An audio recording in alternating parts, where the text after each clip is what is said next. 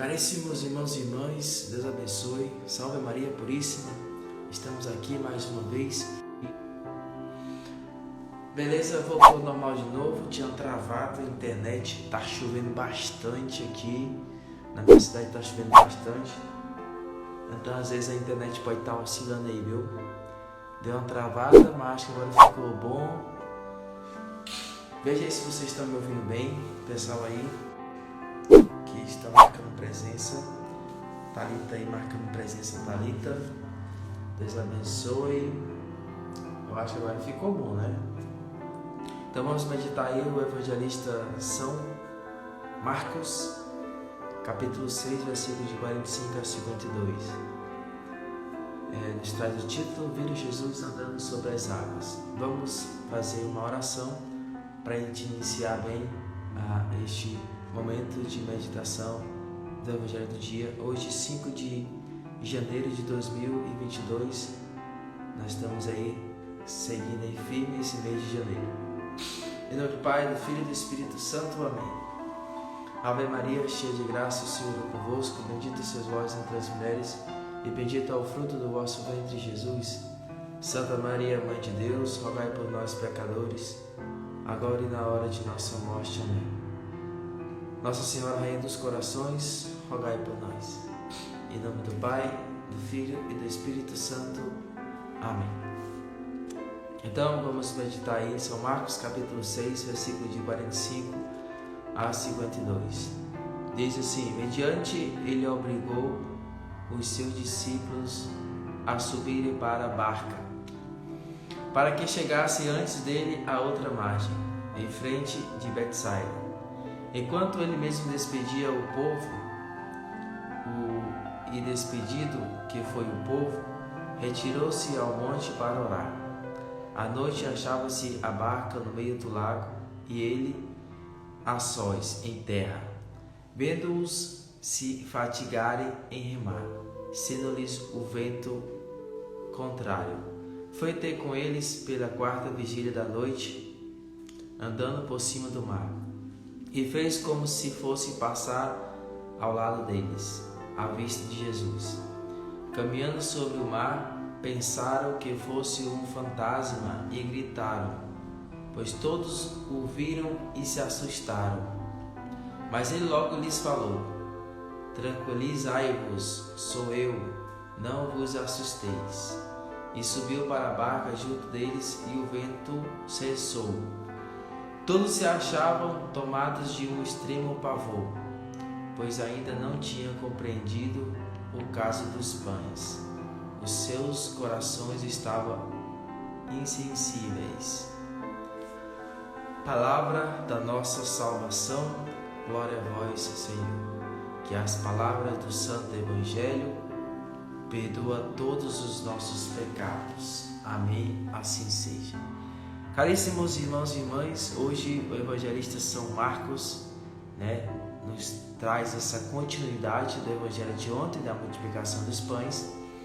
É interessante observar aqui, deste trecho do evangelho, que parece-nos bem estranho que o evangelho registre que após a multiplicação dos pães, que Jesus tenha obrigado, ou seja, os seus discípulos, o pastor conduzindo os cordeiros. Nós somos os cordeiros, né?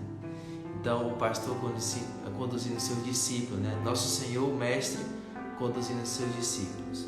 Então assim, subiram para a barca enquanto despediu o povo, que nos dá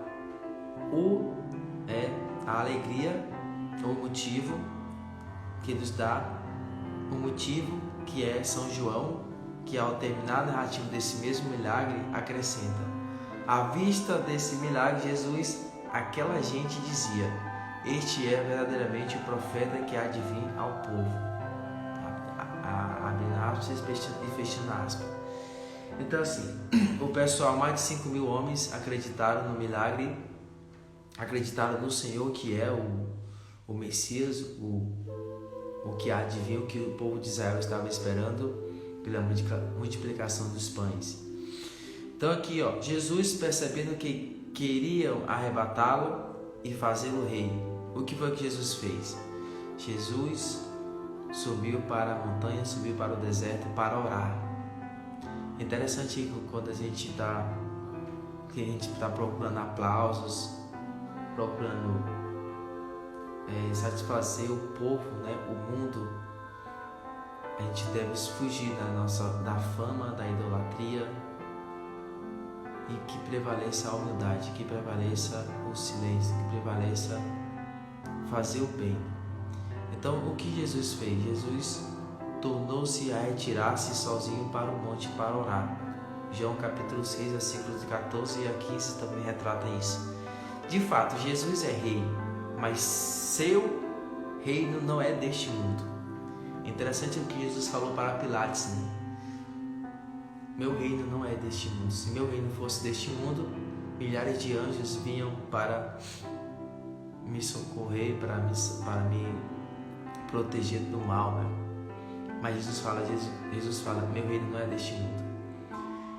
E como São Paulo diz, viver para mim é Cristo e morrer para mim é lucro. Então, assim, se Cristo tem que viver em nós, precisa viver em nós através da Eucaristia, das orações, dessa intimidade com Ele. Então, saibamos que nós temos que imitar Cristo neste mundo. Como imitar Cristo neste mundo? Não fazer deste mundo o nosso modo de viver. A gente vive nesse mundo, mas não somos deste mundo. Fugir da fama, fugir dessa apegação ao dinheiro, materialismo, renunciar a tudo aquilo que nos separa de Deus. Claro, necessitamos de ter o dinheiro, necessitamos de ter o pão material, mas não colocar isso acima de Deus, certo? Então, era o que o nosso Salvador havia acabado de fazer. Nós somos convidados a entrar neste reino de amor, fazendo bem aos irmãos. Então, quando nós fazemos algo de bom, que é compartilhado, que o Senhor cresça e o nosso ego diminui. A exemplo de São João Batista. Então, tudo que a gente for fazer nessa vida, que se der fruto, é a graça de Deus. Que o Senhor cresça e que o nosso ego diminui. Então, a exemplo do Senhor, quando depois da multiplicação dos pães, ele viu que as pessoas queriam exaltá-lo, e ele mostrou para Pilatos na época, no tempo que ele foi para ser crucificado, e dizendo, meu reino não é deste mundo. Então isso significa que Jesus saiu e se retirou para orar, porque ele não queria ser exaltado como rei deste mundo. O Senhor é rei do universo, o Senhor é mestre, rei dos reis. Então a gente sabe que quem que reina neste mundo é o capeta, é o inimigo. Não, Jesus vai dizer em outras palavras no Evangelho, não poderia servir a Deus e ao dinheiro, não poderias amar a Deus, dizer que ama a Deus e odeia seu irmão, é um mentiroso, né, nesse sentido, mas não podereis amar o mundo e a Deus ao mesmo tempo. A gente tem que fazer as nossas escolhas, certo? Odiar as coisas do mundo, as coisas mundanas, e fazer o bem sempre ao próximo. Eu estive falando ontem, né, que a gente tem que amar a Deus e amar o próximo. E é assim que nós alcançamos a nossa salvação. É assim que nós alcançamos a vida eterna. Porque o que a gente vai fazer no céu? Amar e glorificar a Deus por todos os séculos dos séculos. Se a gente não fazer isso agora aqui na terra, então o que é que nós vamos fazer lá no céu? O tempo de pedir perdão, o tempo de amar, o tempo de sofrer por amor a Deus, é este tempo nosso agora aqui na terra. Depois que a gente morre, não tem mais como a gente se reconciliar com Deus, certo? Então, pessoal, vamos meditar muito bem nesse Evangelho no dia de hoje, no Evangelho de São Marcos, capítulo 6, a continuidade, Jesus sobe no barco. A gente pode destacar aqui mais uma parte do Evangelho, quando ele subiu ao barco junto deles e o vento cessou. Todos se achavam tomados de extremo pavor, pois ainda não tinham compreendido o caso dos pães e seus corações ainda estavam insensíveis.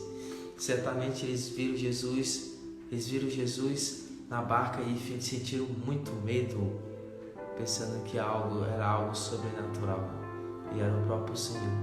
Então, a todo tempo Jesus ia mostrando para os discípulos que Ele é o Mestre, que Ele é o Rei dos reis, né? Ele é o nosso Salvador. Então, não tenhamos medo de servir a Cristo por toda a nossa vida, porque vai valer a pena.